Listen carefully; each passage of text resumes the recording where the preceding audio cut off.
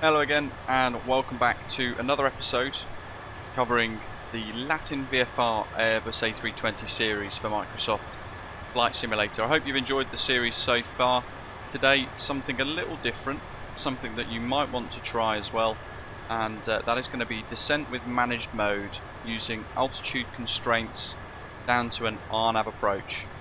So we're flying a really nice route, about 1 hour 30-minute block time between Phoenix and San Diego,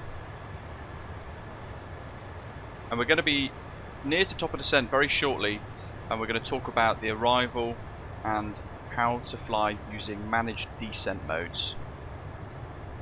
Hit like and subscribe, share your thoughts and any tips and tricks down of course in the comment section below, and we'll get stuck straight into it. So we've got a lot to do, and as before I'm going to use Navigraph charts because it allows me to show you what I'm talking about in a really nice simple format. But again, if you haven't got Navigraph charts, then that's absolutely fine. You can source various charts online via sources like chartbox.org. We're flying into San Diego today in one of these really long arrival routes, typical of quite major airports in the US. And we're doing an arrival called the Lucky 1 RNAV arrival, and the transition for us today is hogs, which you can see on the nav display on the aeroplane. It's coming up in about 20 miles now, so we're already pretty much about to enter the star. It's a really long star, and the first constraint that we have to tackle is SOFI, and that is a constraint between flight level 240 and flight level 260. After that, we're going to continue our descent through Campo. Flight level 190 to 230 is the constraint there, so we have to fly between those heights. And then at Helix we have a speed constraint, a maximum speed, and also the altitude constraint. So at or above 12,000 and at or below 15,000 for this one, at 270 knots. Quite specific for the speed there. And then Jack at 250 knots between 10,000 and 11,000 feet. Continuing through to Aztec at or above 8,000, Jeeves at or above 6,100, and then Lucky at 6,000 feet. From there we're going to break off to this little box here, Lindy at 210 knots, at or above 5,000 feet. Expect RNAV, runway 27 or lock runway 27 approach. We're going to focus on the RNAV approach today, and if you're looking at charts and you're not sure which one to choose, if in doubt pick the one with the Z or the Zulu on it. So we're going to fly the RNAV Zulu runway 27 approach via Lindy as the initial approach fix there that crosses over from that last waypoint in the chart that we just looked at for the RNAV arrival. And we're going to go for 3 miles heading 240 degrees down to 4,000 feet to Vida. From there turning in to fly via O'Kane, 3,600 feet, and then our final approach to runway 27. And we're going to do it all in this managed descent mode. So we take our minimums. If you're not sure, go for RMP 0.3, and that gives you a decision altitude of 778 for MDA today for our flight.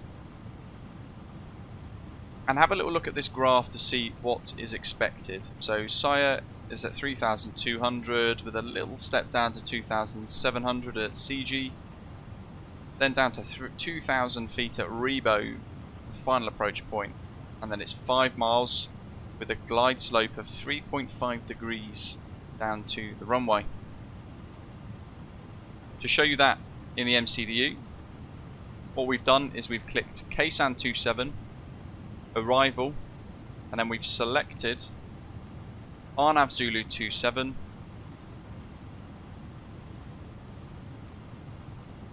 we've then scrolled down and found our arrival at Lucky 1,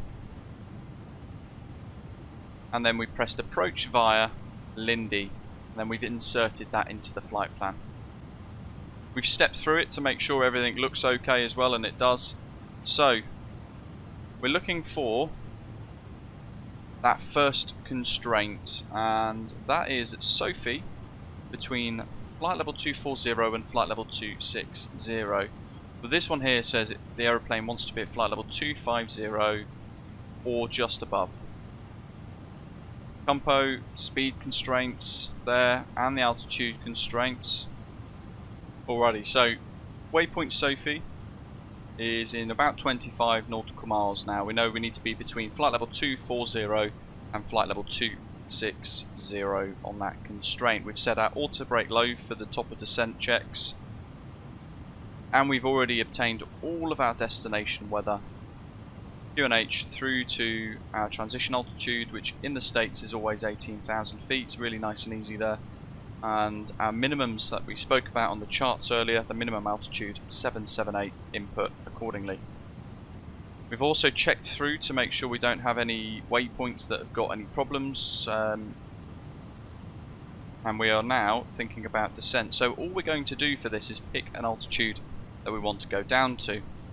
When we were looking at the charts a moment ago, we noticed that the final approach point at Rebo was at 2,000 feet. So in order to make the aeroplane do all of the decision making for descent and speed, what we're going to do is just set 2,000 feet on the FCU and allow the managed descent to deal with it. So we're going to scroll all the way to 2,000 like so, and then we're going to press up to enter descent. And this is managed descent mode now. So as we pass through various waypoints along the star, the aeroplane should manage both the altitude and the speeds for us within the limits set in the charts and the nav data.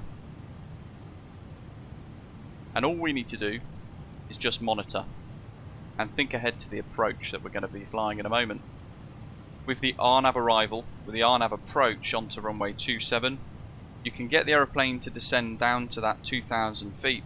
But that final approach point, that's where we're going to turn the autopilot off and hand fly the last little bit.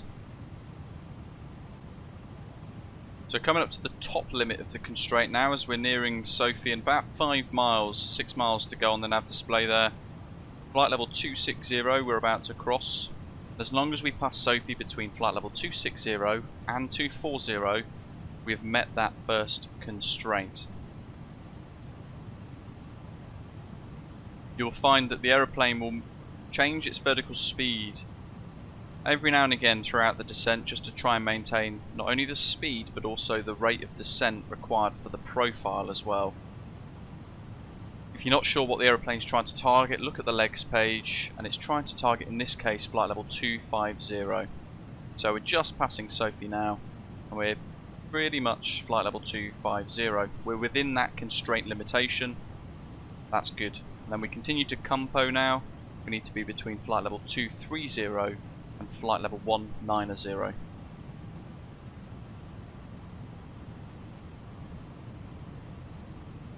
Further up in the nav display, in 40 miles now, you can see the second waypoint that we're approaching, Helix. That has not only a altitude constraint but also a speed constraint as well. And we're going to let the aeroplane handle it all. You'll notice if you have the yellow dots in place, you're in manage mode. So we're in manage mode for speed, we're in manage mode for heading, and we're in manage mode for our descent as well, for the altitude management. Approaching Compo then, we're below flight level 230. That was the upper limit of the constraint altitude. And we're still descending through flight level 220 now. As long as we pass Compo at or above flight level 190, we've met the lower limit of the arrival. And on the charts, just to kind of show you again, it's that there.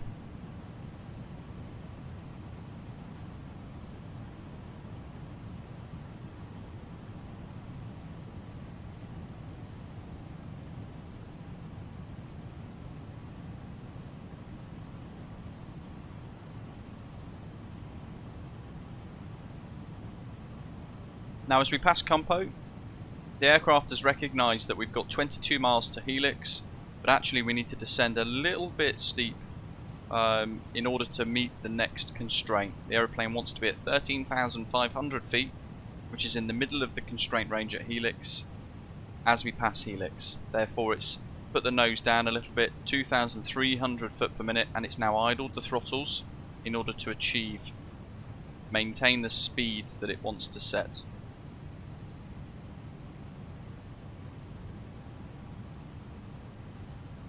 If you find that the speed starts to run away a little bit, it's because the rate of descent that it requires to meet the profile is too great.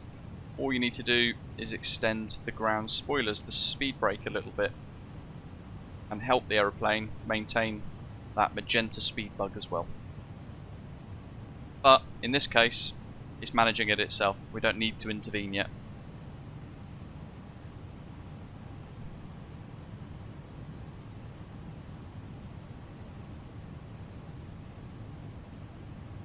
And now with constraints on the EFIS, we're actually getting all of the data constraints highlighted on the nav display in the latter part of the star. So this is a lot more critical.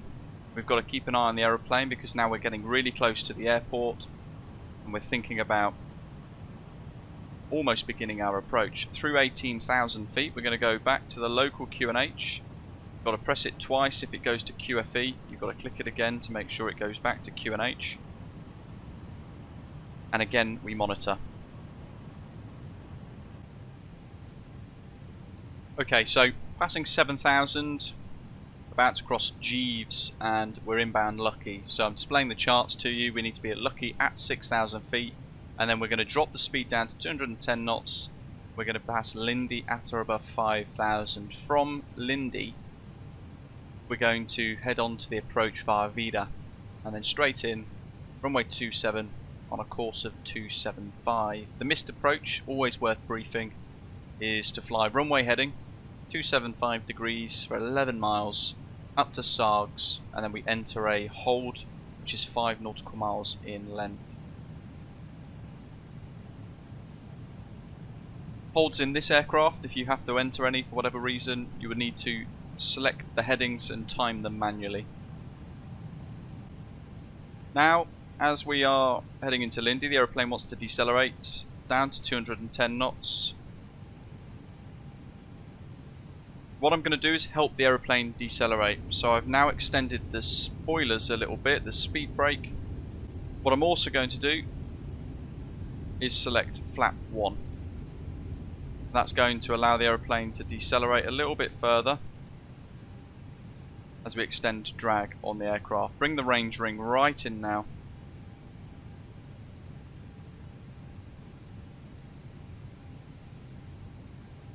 As we cross Lindy just shy of 210 knots.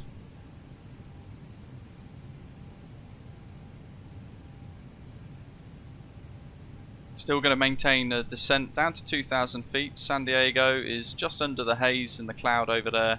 Should clear up near to final approach.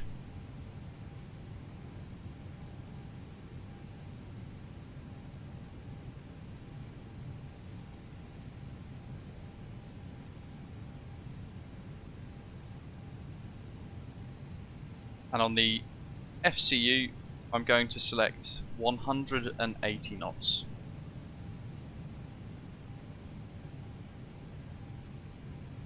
So now we're in selected speed mode instead of managed speed mode.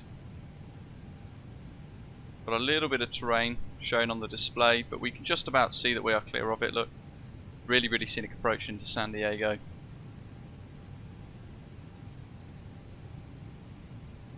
And at Vida, turning inbound for final approach.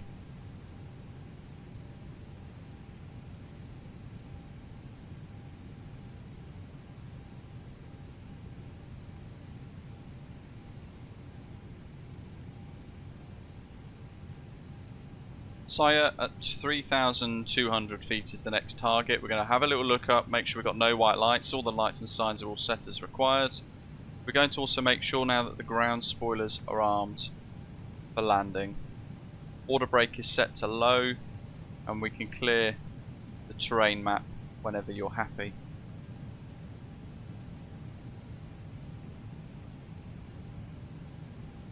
2,500. That's the rad out. Bit of terrain above us. And then we're going to get the perf page up. Have a look at our approach speed. So it wants 150 knots.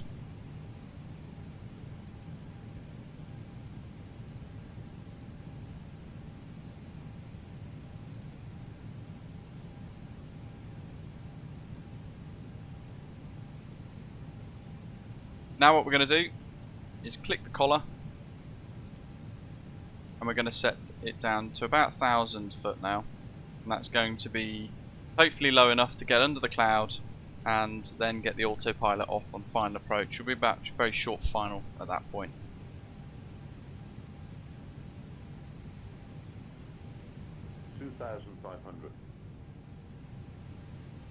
Bring the speed down to 160 knots. We'll go flap 2.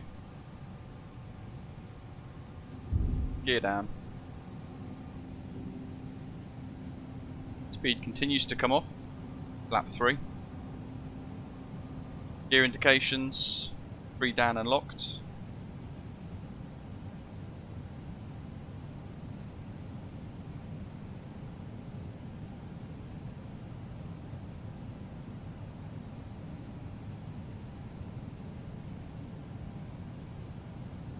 Rebo at 2,000 feet.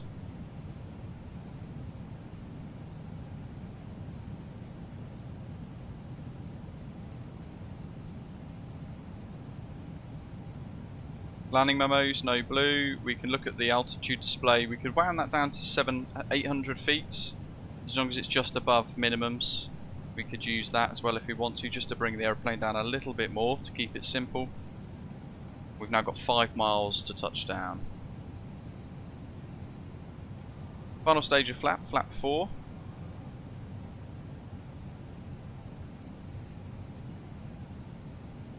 And we'll bring the speed down to 150. It's now updated to 145. Let's set 145. We can see the runway now. 1,000 feet. We have to turn the autopilot off now. Fly a manual approach. So this is a point that I need to kind of make on the approaches with the RNAVs. You have to be really careful it doesn't bring you in too low, and in this case it has a little bit. So what you need to do is be proactive and make sure that you get back on a nice descent profile like so for final approach, and you're looking for 2 white 2 red. Using default aircraft autopilot systems, it doesn't have a very capable RNAV system. 400. 500. 400. Okay, that's about a little bit better. We'll resume our rate of descent now. You want about 800, 700 foot per minute. 300. 200.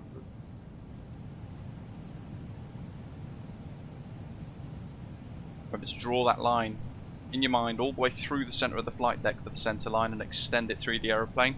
And that helps you track that centre line precisely. Staring at the touchdown zone. As we get close to that now and cross the threshold around 50 feet, we're going to throw our vision forwards. Hands on the throttle ready to retard them. 60, 50, right to the end. 40, Flare. 30, 20. Retard. Hold the flare, idle the throttles, touchdown. We'll get the reversers active and we'll allow the nose wheel to come down, decelerating.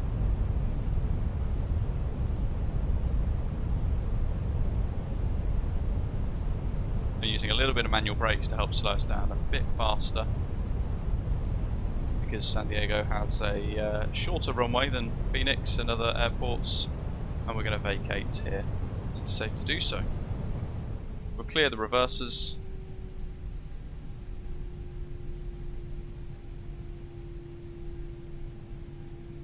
And we'll vacate safely. Retract the flaps.